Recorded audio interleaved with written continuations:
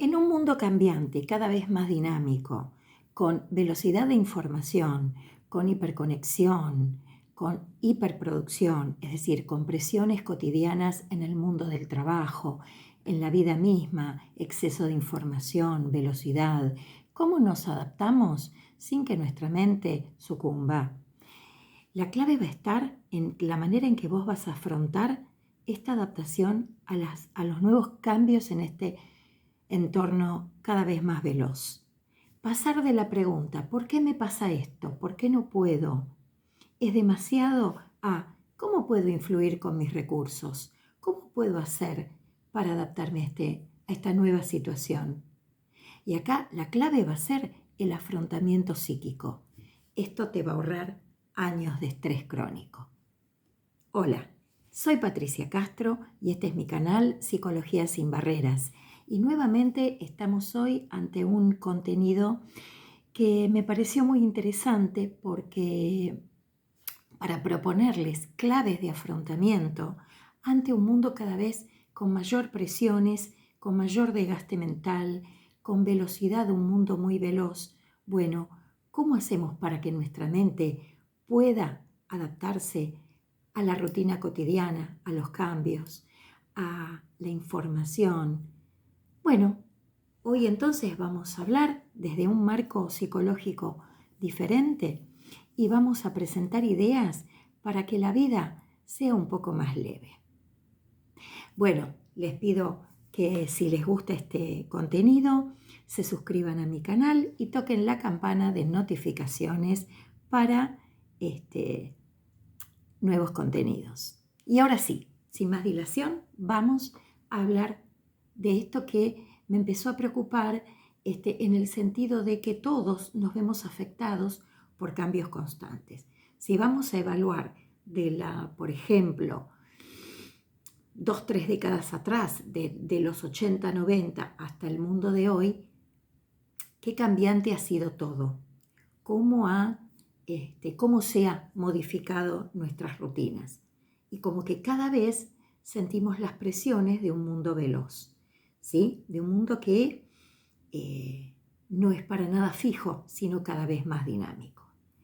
Las características en sí del mundo de hoy es la hiperconexión, el cambio de información cotidiana, la abundancia de noticieros, tener la información muy a la mano, ¿sí? La hiperproductividad, ¿sí? En los trabajos cada vez hay que producir más. Entonces, bueno, todo esto y cada vez hay que adaptarse a cambios tecnológicos, ¿sí? Cada vez más avanzados. Por ejemplo, estamos en la época de la inteligencia artificial. Entonces, esto lleva a otra velocidad de obtener información. Bueno, entonces, ¿cómo no perder el sentido ni el propósito? ¿Cómo mantener la mente en equilibrio? Bueno, entonces, el efecto que produce los cambios en la psique, ¿qué efectos va produciendo esto? ¿Sí? Sobrecarga atencional, ideas sesgadas, entramos como en ideas de catástrofe. Uy, no puedo, no lo entiendo, no lo sé. Bueno, ideas sesgadas de catástrofe, además vivenciadas como si no se pudiera solucionar. Fatiga mental, ¿sí? Y una sensación de estar viviendo reaccionando, ¿no? Como que tengo que hacer esto, tengo que cumplir la agenda, necesito hacerme este tiempo, le resto descanso al sueño y al dormir, ¿sí? Necesito llevarlo para mañana. Esto de vivir reaccionando, esto de entrar en la aceleración. Por eso es un mundo bastante ansioso, ¿verdad?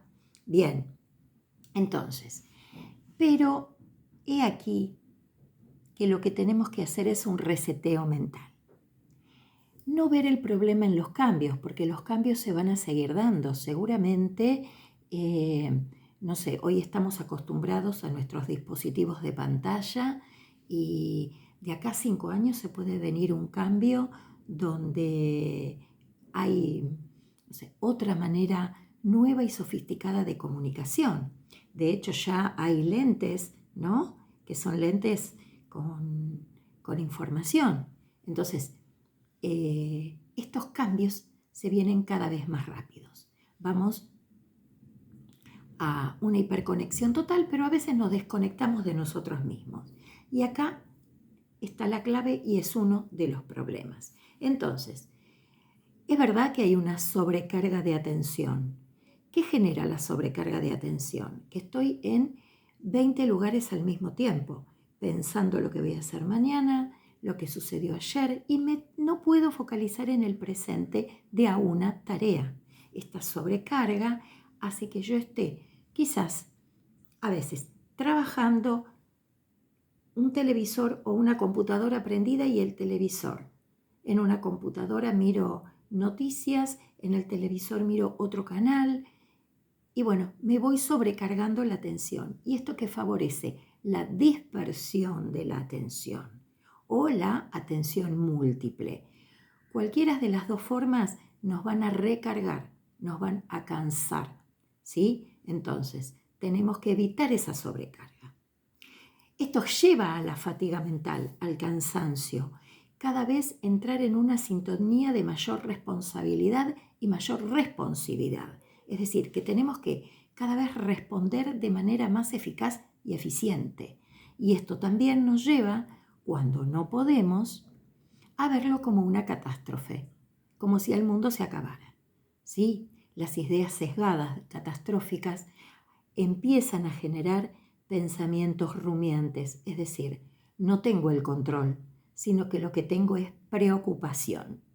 Y la preocupación me lleva a pensamientos y emociones desbordadas y negativas. Siento que no puedo cumplir, siento que debo cumplir con todo y que no llego y que no puedo y que no alcanza. Pero el problema no es el cambio, es cómo lo evaluamos y cómo respondemos al cambio. ¿Qué es evaluar?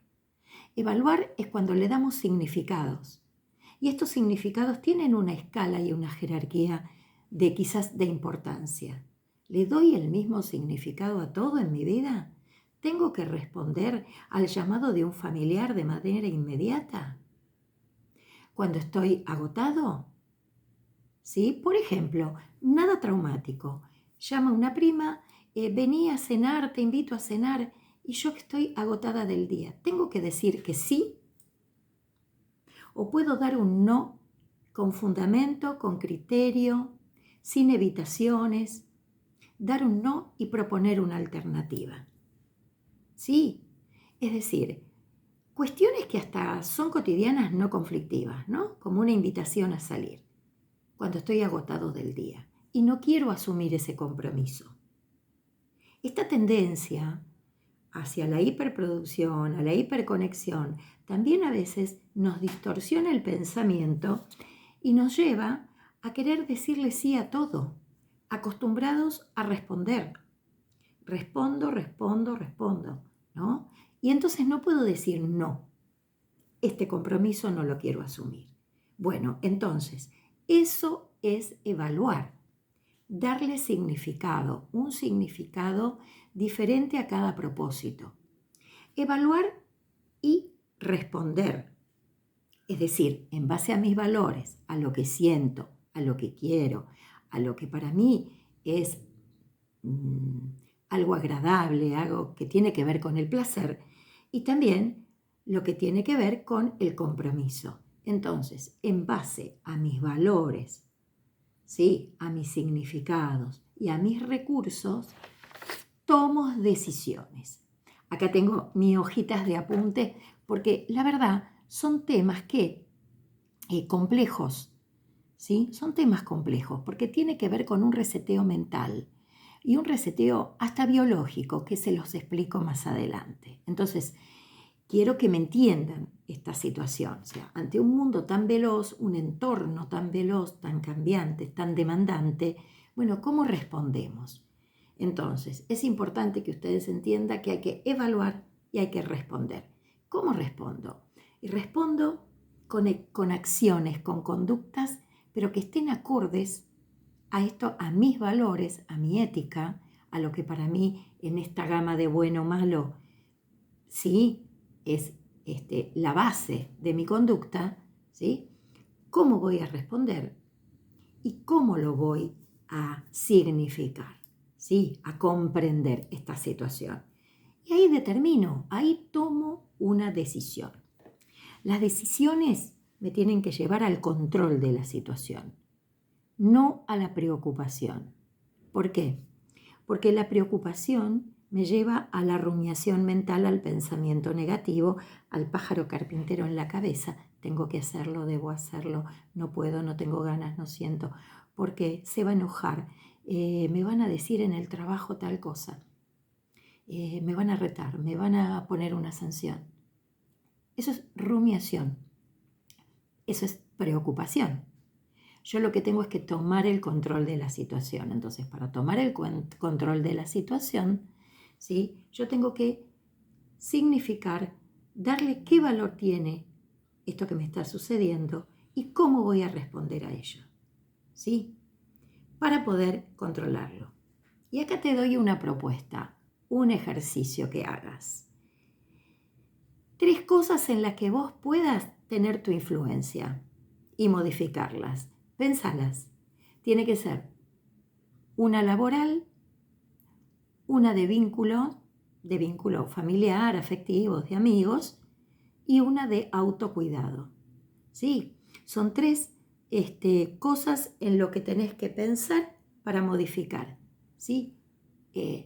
Para poder influir positivamente. Esto ya es un comienzo de diseño mental diferente, ¿sí? Es decir, y ahora vamos a ir a las claves. Las claves. El sentido y la coherencia de los propósitos. ¿Cómo voy a afrontar estas situaciones en este evaluar y responder? Primero, con la capacidad de vincularme de manera adecuada, es decir, una corregulación del vínculo. Yo me vinculo con un otro que al otro le puede pasar lo mismo que me está sucediendo a mí. Entonces, yo tengo que tener una autonomía de relación, es decir, no ser dependiente de los vínculos. Es decir, tengo criterio, tengo autonomía, puedo evaluar y puedo responder en base a mis criterios. El otro hará lo mismo. Entonces se genera una interautonomía en la cual nos regulamos y tomamos decisiones vinculares. ¿Sí? Esto sería algo así como llegar a acuerdos, establecer contratos, cada uno exponer su criterio y puntos de acuerdo. Y cuando no lo logro, dejo el tema de lado para otro momento en que podamos acordar. Porque si no, cuando en un vínculo, sobre todo afectivo, puede ser también laboral, pero sobre todo afectivo, cuando no llego a contratos, a acuerdos, a pactos, ¿sí? Desde lo más nimio a lo más importante, pueden empezar a escalar las discusiones y las discusiones llevarme a situaciones violentas, a descalificación, al descrédito del otro, a mi propio descrédito. Entonces, para evitar eso, corregulación de los vínculos. Yo me vinculo con vos, pero llegamos a acuerdos. Y si no hay acuerdos, tomamos decisiones de manera personal, con autonomía. ¿Sí? Bien. Entonces, es importante para esto decir no con fundamento, con criterio, dar el porqué y quizás ofrecer una alternativa diferente. Por ejemplo, me llama mi prima y me invita a cenar y estoy con mucha tarea todavía por terminar, o estoy muy cansada o simplemente no quiero. Entonces, ¿qué le digo? No, mira, muchas gracias, te agradezco y propongo una alternativa. ¿Por qué no nos avisamos y nos llamamos el fin de semana y vemos? Doy una alternativa. No es un no hosco, es un no con criterios.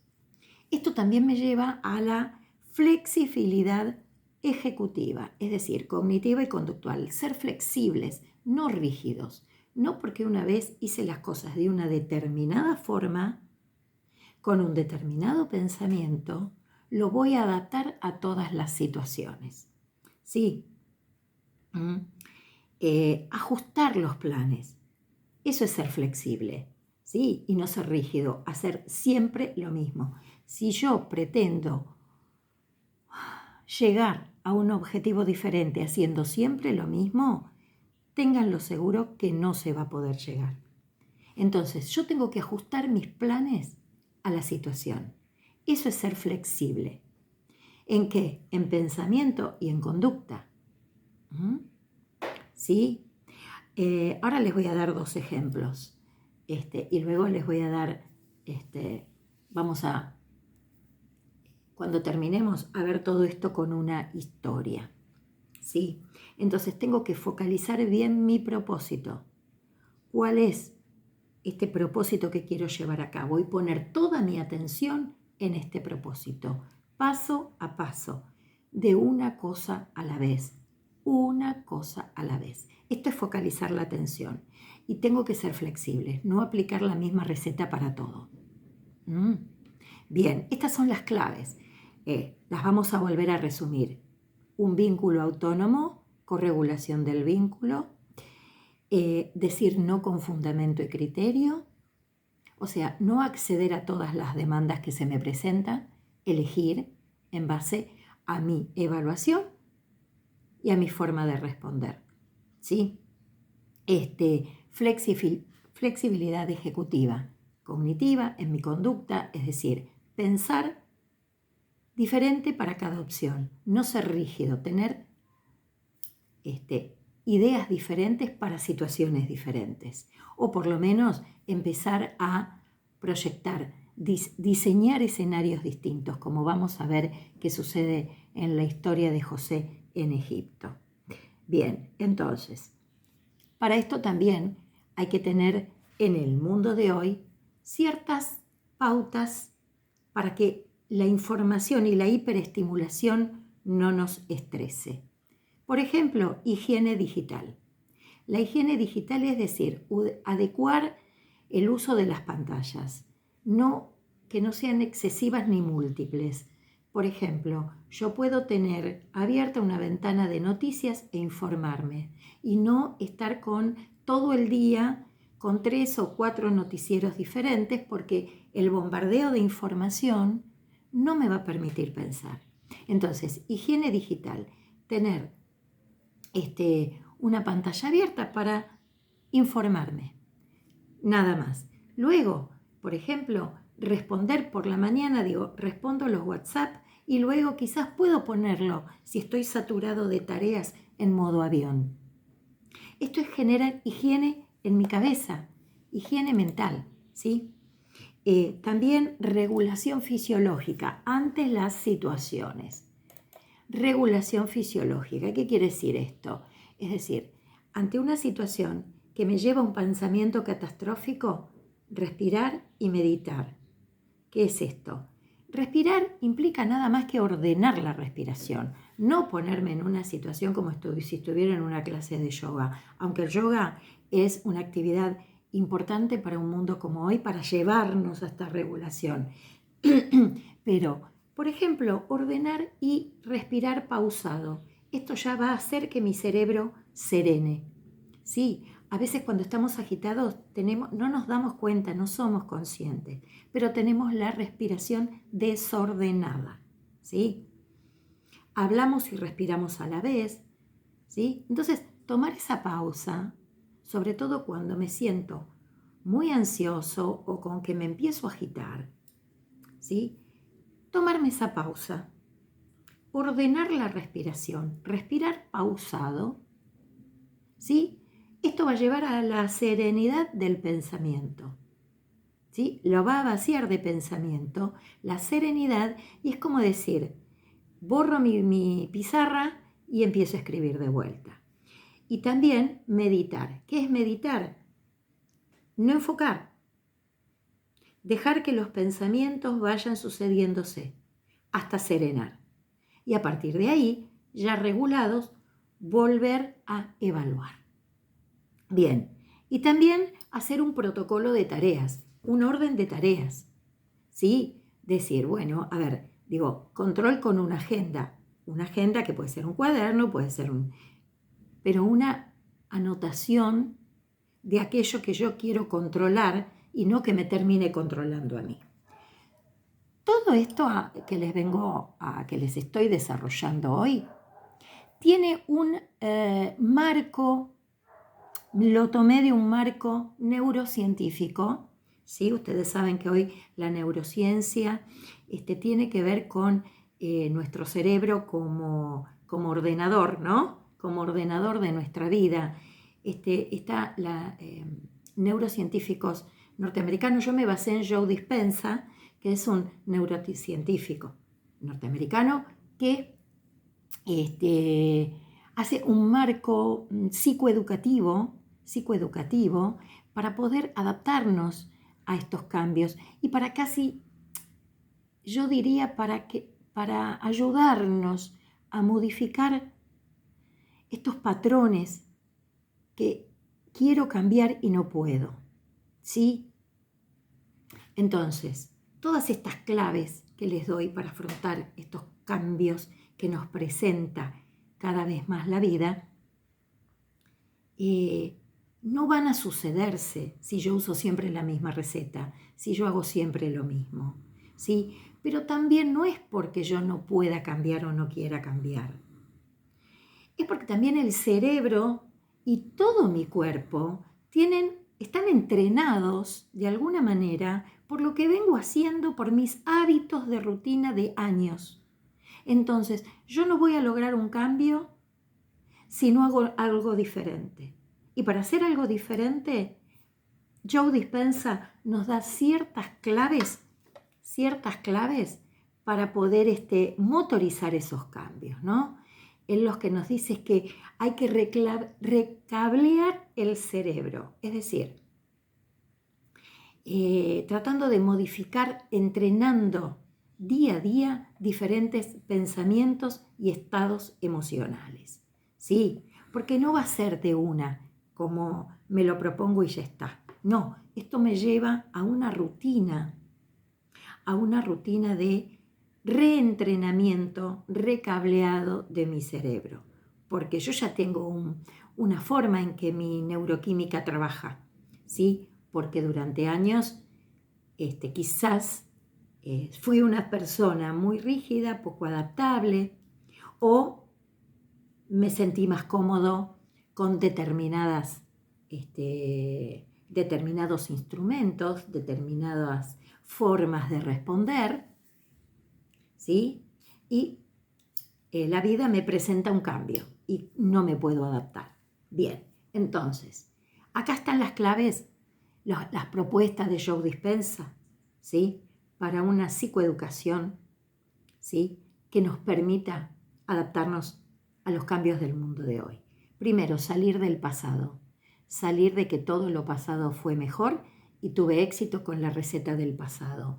Atreverme a tolerar lo desconocido. Esto lo escucho muchas veces en colegas y en profesores que dicen no, la enseñanza virtual no, es mejor lo presencial.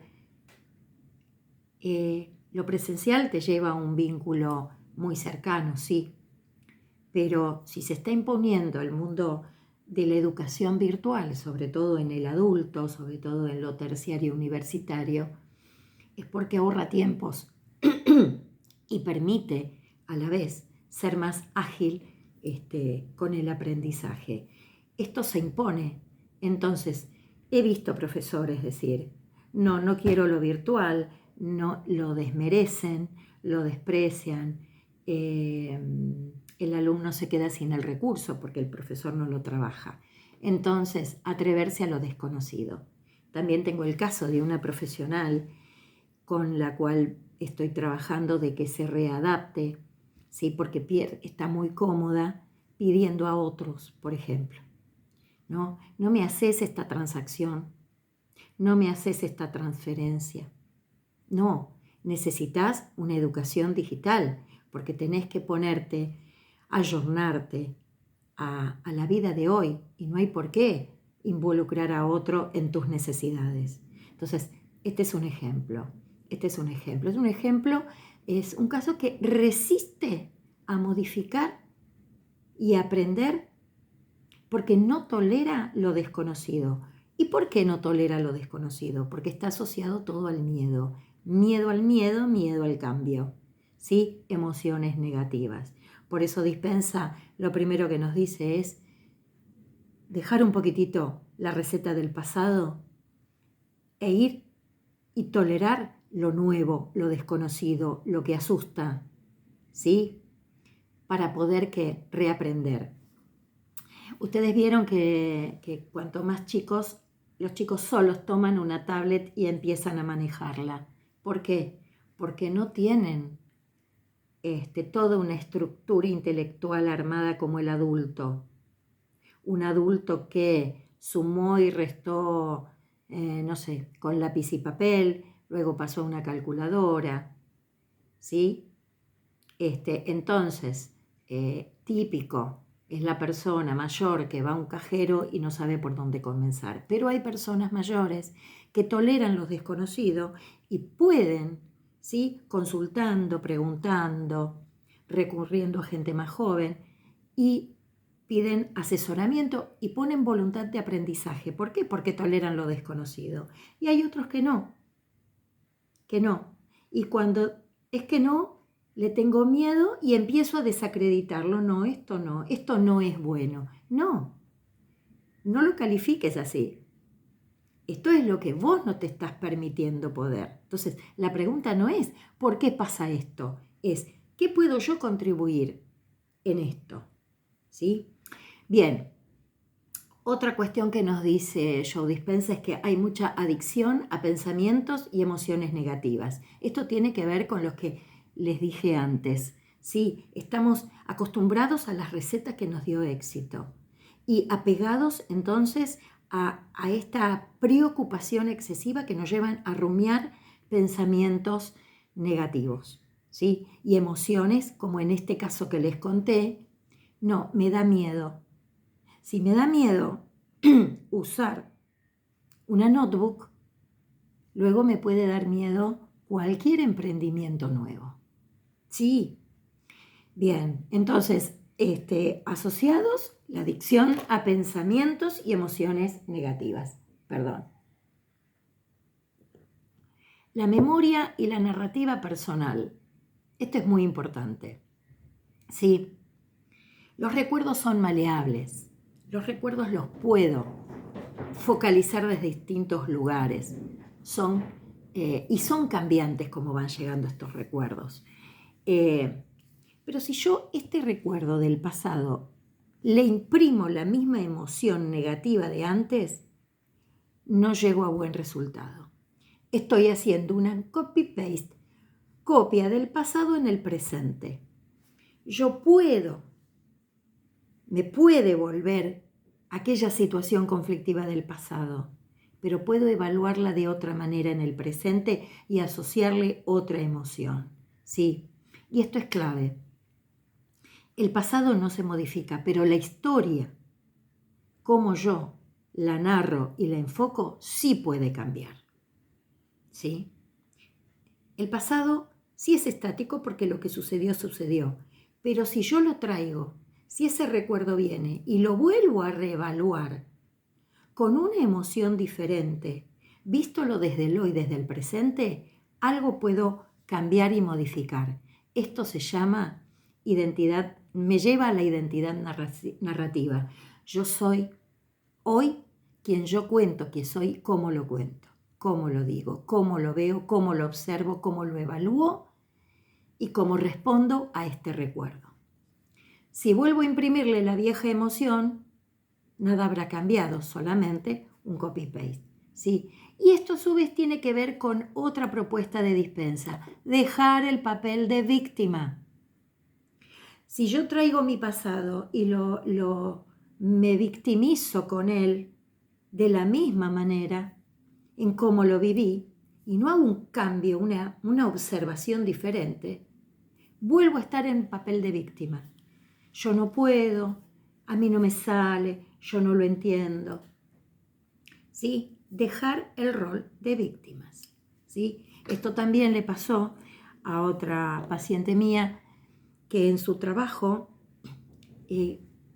hoy hay ajustes e hiperproducción, ¿verdad? Es una de las características del nuevo mundo de hoy. Entonces a esta chica la pusieron en un rol de liderazgo, ¿sí?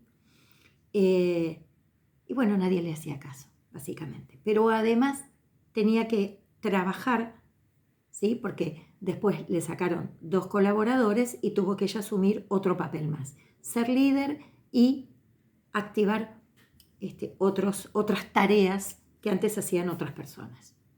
Y ella empezó, no me alcanza el tiempo, yo no puedo, yo no sirvo para mandar, no me hacen caso. Entonces, en la sesión esto generó mucha angustia y mucha ansiedad.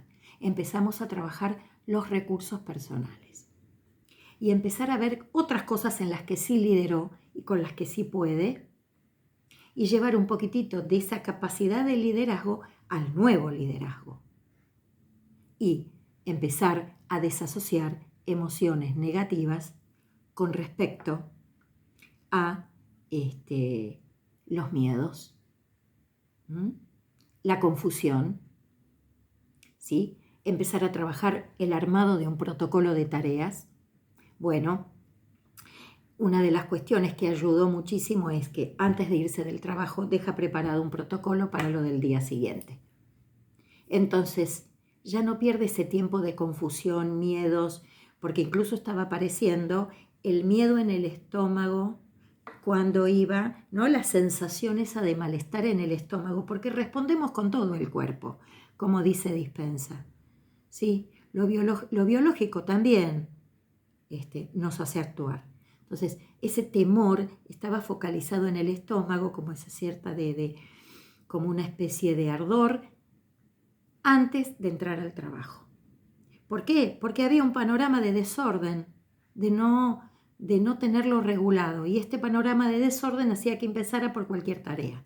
Empezamos ordenando las tareas y luego, en su capacidad de liderazgo, el error que ella cometía era fomentar ciertas amistades y de alguna manera generar mucha flexibilidad de relación con las personas que tenía a su cargo, ¿no?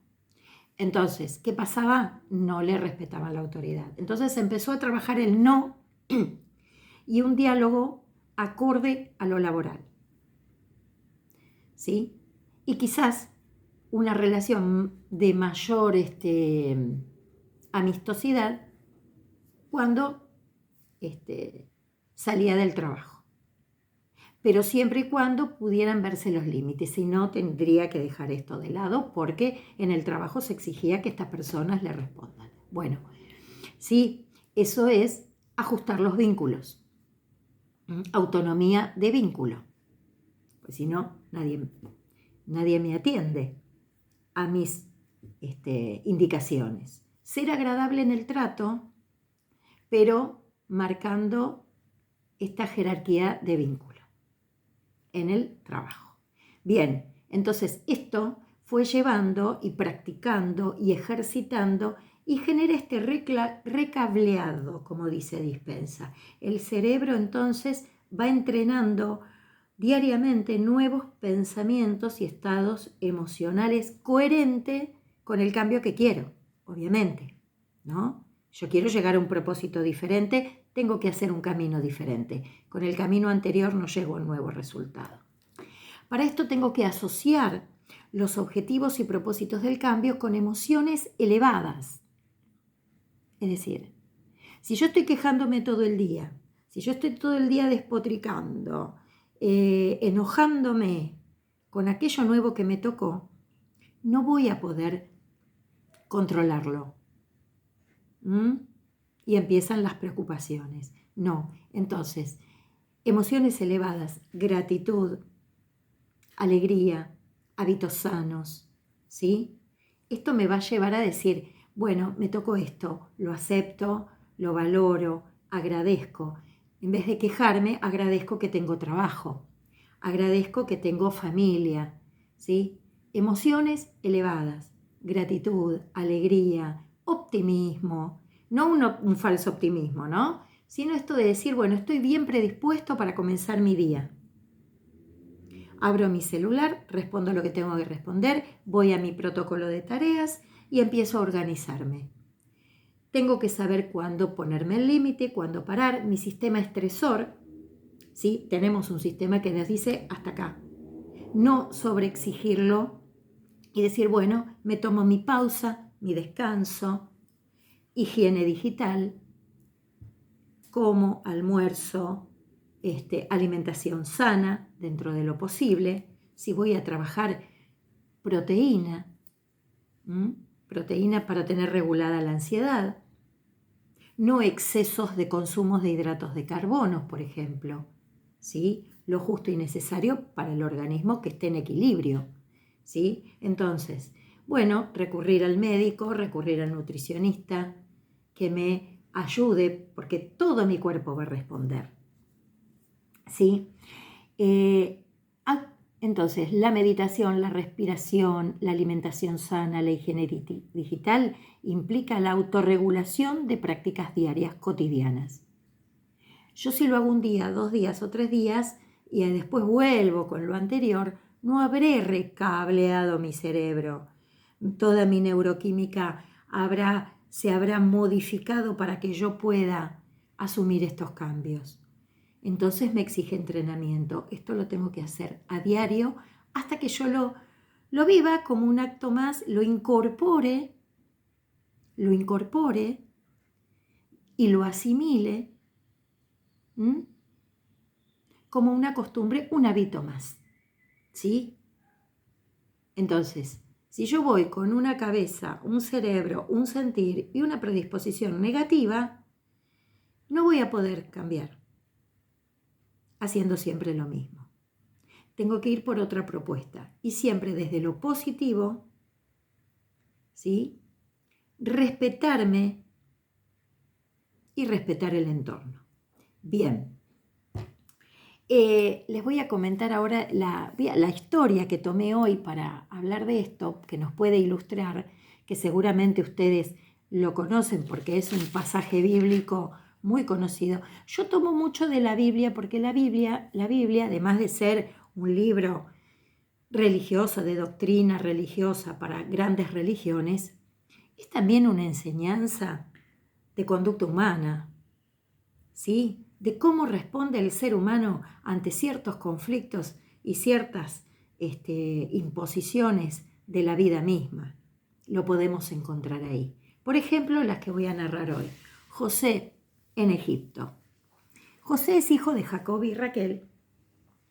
Era uno de los 12 hermanos que luego van a constituir las 12 tribus de Israel. Pero José era el más amado por su padre. Siempre lo distinguía, ¿sí? Lo que llevó a el sentimiento negativo y la envidia del resto de sus hermanos. Entonces decidieron venderlo como esclavo a unos mercaderes que lo llevaron a Egipto y a su vez lo vendieron como esclavo en Egipto. Entonces acá, ¿qué le pasa a José? José está en una situación en la que realmente es víctima, ¿no? Sus hermanos lo odiaban, lo envidiaban, lo venden. Él podría haber tenido prácticamente haberse sentido totalmente humillado, con emociones muy negativas como el rencor, el odio. Lejos de esto, lo que José piensa, y haberse llenado, ¿no?, de cuestiones negativas, negado a ser esclavo, si él era un hijo reconocido, ¿cómo ahora va a ser esclavo?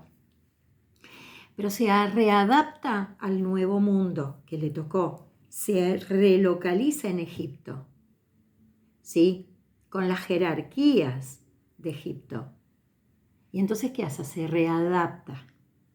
En vez de ser esclavo de sí mismo, sí, él es esclavo, pero esclavo de sí mismo y sus emociones negativas y su rencor y su odio por lo que le sucedió, deja de ser víctima y se convierte en agente de acción. ¿Qué hace José en Egipto? Pasa del por qué me pasó esto a mí y a rumiar bronca contra los hermanos, a decir ¿Cómo puedo influir acá en este nuevo lugar? ¿Sí? Empezó a rediseñar su proyecto, a ver otro propósito. Yo tengo que sobrevivir en un ambiente y en un entorno hostil. Empezó a revisar sus propios recursos. Como dice Dispensa, primero dejó de lado ser víctima. Empezó a recablear su cerebro basándose en sus propios recursos vitales. ¿En qué soy bueno? ¿En qué soy bueno? Se pregunta José. En interpretar sueños. Era un gran interpretador de sueños. Esa fue su valía. Ese fue su autovalor y a partir de ahí empezó a regular sus vínculos con el entorno. Hasta hacerse una fama. Entonces, empezó a ayudar a otros, ¿sí? A rediseñarse y ayudar a otros con los sueños de los demás. Era un gran contador de sueños y se fue convirtiendo casi en un consejero. Esto llega a oídos del faraón. Llega a oídos del faraón que tuvo, no sé si recuerdan, un sueño donde había vacas gordas y otro sueño donde soñó vacas muy flacas. Entonces dijo, ninguno de sus consejeros podían ayudarlo con esto. Y entonces alguien dijo, hay un esclavo hebreo que analiza todos los sueños, los interpreta y aconseja, y es muy bueno. Uno de sus consejeros sabía de esto. Y el faraón lo mandó a llamar. Y ahí, ¿qué hizo José? Rediseñó la economía para todo un país. Eso es sabiduría, eso ya es ser sabio, ¿no? Cuando algo de mi valía yo lo pongo al servicio de la humanidad, eso es ser sabio. Bueno, entonces ahí José le dijo, bueno, empezá a, y ahí hay un proyecto, un objetivo y un propósito. Hay que almacenar granos y mejorar las pasturas para el ganado, porque van a venir 7 años de abundancia y 7 años de sequía. Entonces, si cultivas y si guardas y almacenas los granos en los años de abundancia y no se desperdicia, podremos afrontar los años de sequía. Diseña el futuro, propone tareas. Todo esto que yo les dije, el afrontamiento, lejos de agotarse mentalmente, lejos de fatigarse, lejos de quedar preso de emociones negativas, José rediseña el futuro de Egipto y ayuda a todo un país en su economía. A partir de su valía como consejero, a partir de la interpretación de sueños. Regula la emoción, dejó de ser víctima, ¿sí? Y tuvo flexibilidad ejecutiva. Armó escenarios. ¿Cómo sobrevivo en este nuevo lugar? No estoy con mi tribu, no estoy con mi padre, no estoy con mis hermanos. ¿Sí? Estoy en un nuevo escenario donde soy esclavo. Entonces, yo a veces escucho mucha queja de no poder hacer, pero no observo naturalmente un replanteo de quién soy, de mi historia, ¿no? En las terapias casi siempre, por no decir siempre, la victimización es lo primero que hay que escuchar de la persona, ¿sí? Entonces, me interesó mucho el planteo de Joe Dispenza en el programa Modern Wisdom, en el cual trabaja todo esto. Cambiar el cerebro, cambiar la mente, empezar yo a trabajar el cambio de la mente para que mi cuerpo cambie y responder de otra manera, ¿sí? De manera adaptada. No tener miedo de lo desconocido, tolerarlo, dejar de ser víctima, no ir con recetas antiguas a nuevos propósitos. Todo esto va a resetear el organismo, porque hay memoria celular también. Entonces, al yo empezar un nuevo entrenamiento, ¿sí?